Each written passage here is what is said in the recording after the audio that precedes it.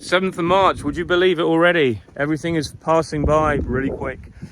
Was in Jersey yesterday to sort out some family business, but it was exhausting because of travel issues with the boat being delayed. But good day in total. But back now to the bees today, back to see this on this lovely sunny morning. Look at these bees.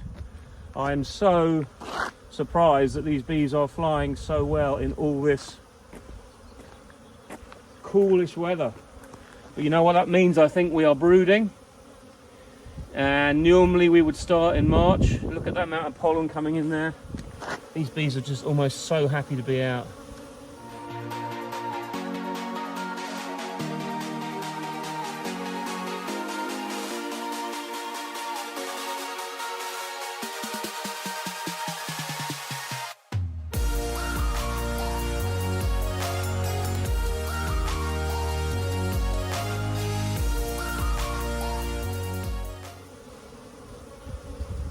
If I come to one side of it, there'll be a big load of bees that come and land. There we go.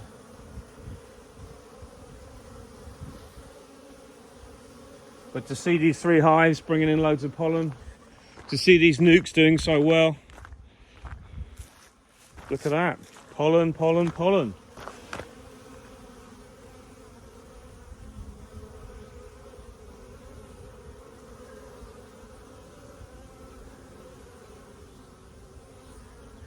Look at that. Let's have a little look inside the top of one of these. Because I gave them some extra fondant the other day. All gone, look. Look at that.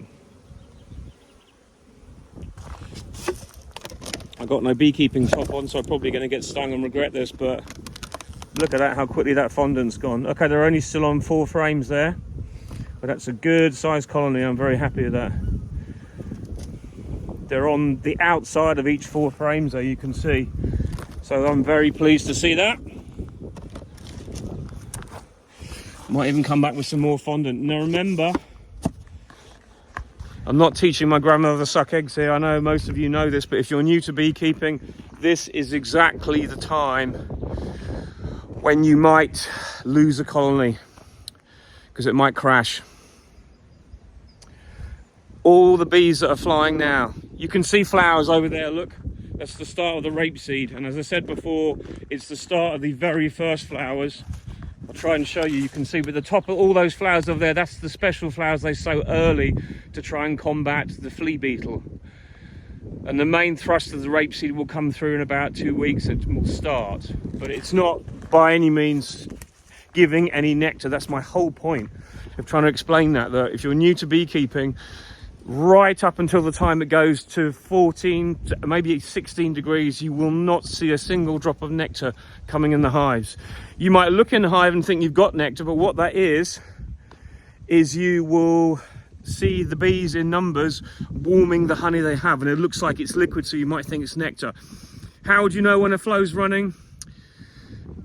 It'll be warm for a start. There'll be a massive splurge of bees coming in and out the colony quickly because they're onto something. At the moment they're just bringing in pollen, and when there really is a good flow they bring in less pollen, to be honest, because they're more interested in bringing in sugar.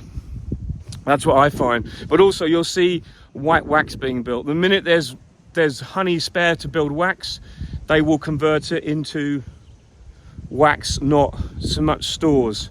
And you will see the cells around the existing honey full of liquid. They won't warm that in the normal colony until they've got sufficient. In other words, they won't move off what they've got that's solidified and probably not really loose honey until they fill the frame. So they'll stay where they can. So what I'm trying to say is, when you get a flow, all the external part of the frame that you weren't expecting to see honey in will have honey, and that's how you know. You just read the colony a bit better. But just bear in mind that until such times